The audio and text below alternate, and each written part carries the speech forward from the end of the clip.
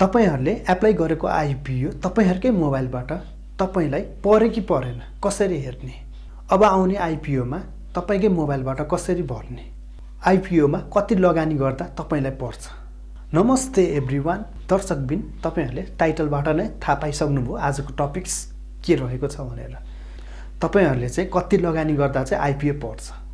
तपाईहरुलाई प्रुफ सहित टिप्स यस भिडियोमा म सिकाउने छु त्यसैले नि के गर्नुस् यस च्यानललाई सब्स्क्राइब गर्नुस्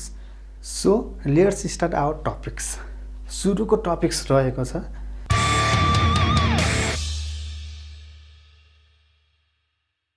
तपाईहरुले एप्लाई गरेको आईपीओ तपाईलाई पर्यो कि परेन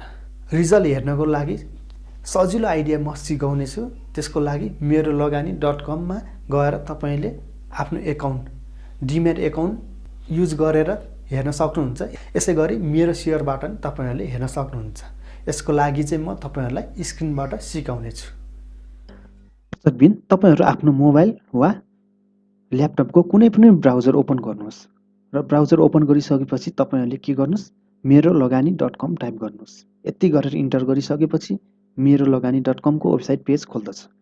जसमध्ये तपाईहरुले विभिन्न अप्सनहरु न्यूजहरु लेटेस्ट अपडेट्सहरु सबै विवरण तपाईले यस वेबसाइटमा पाउनुहुन्छ यो सँगै तपाईले के गर्नुस्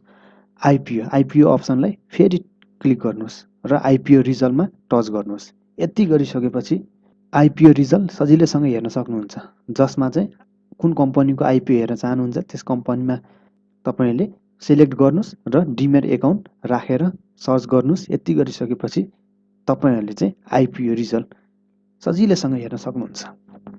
दर्शकबिन यो एउटा अति नै सजिलो मेथड रहेको छ गरी अब हामी दोस्रो मेथड हेरौं जसको लागि चाहिँ मेरो share.cdsc.com टाइप गर्नुस् र टाइप गरिसकेपछि तपाई चाहिँ मेरो शेयरको लगइन पेजमा प्रवेश गर्नुहुन्छ यसैसँगै तपाईहरुले चाहिँ विभिन्न अप्सनहरु देख्न सक्नुहुन्छ यस अप्सन मध्ये तपाईहरुले चाहिँ माई आस्पा अप्सन चुज गर्नुपर्ने हुन्छ यदि कुनै कम्पनीको शेयर इस्यु भएको छ भने एप्लाई फर इस्यु गर्नुहोस् र तपाईले कति अमाउन्ट बराबरको शेयर राख्न चाहनुहुन्छ त्यस अमाउन्ट बराबरको आईपीओ चाहिँ हाल्न सक्नुहुन्छ एप्लिकेसन रिपोर्टमा क्लिक गर्नुहोस् र क्लिक गरिसकेपछि चाहिँ तपाईहरुले एप्लाई गरेको आईपीओहरु पर्यो कि परेन रिपोर्टमा गएर हेर्नुहोस् एलाउडेड भन्यो भने परेको छ भने नट एलाउडेड भन्यो भने परेको छैन दर्शकबिन यदि तपाईहरुले शेयर सम्बन्धी पार्ट 1 पार्ट 2 पार्ट 3 भिडियोज छुटाउनु भएको छ भने के गर्नुस् आई बटन र डिस्क्रिप्सनमा म लिंक राख्ने छु त्यस लिंकमा गएर हेर्न सक्नुहुन्छ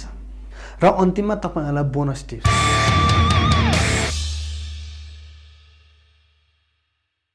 तपाईहरुले आईपीओ मा चाहिँ कति पैसा राख्दाखेरि चाहिँ तपाईलाई आईपीओ पर्छ यसको लागि चाहिँ तपाईलाई एउटा टिप्स दिन चाहन्छु लास्ट टाइम सानीमा जनरल इन्स्योरेन्समा कति आवेदक परेको थियो तपाईहरुलाई थाहा छ लगभग 9 लाख आवेदक परेको थियो त्यसमध्ये 2,73,000 जनाले मात्रै 10 किता पाएको थियो र अब आउने आईपीओ मा झन् आवेदकको संख्या बढिरहेको छ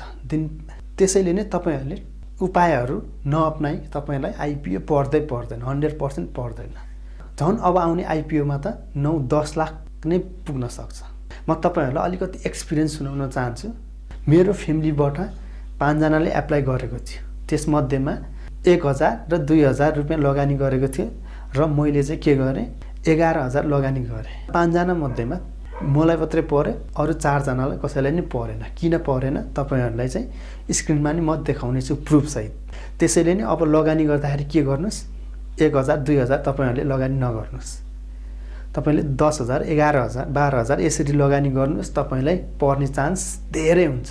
110 किता हालेको आईपीओ 10 किता परेको छ भने 20 किता मात्र हालेको आईपीओ मा चाहिँ नट एलाउडेड भनेको दर्शकबिन तपाईहरुलाई आजको भिडियो कस्तो लाग्यो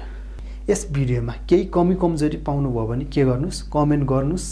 त्यसै अनुसार आगामी दिनमा भिडियोहरु प्रस्तुत गरिरहने छु so we will catch you on next video thank you so much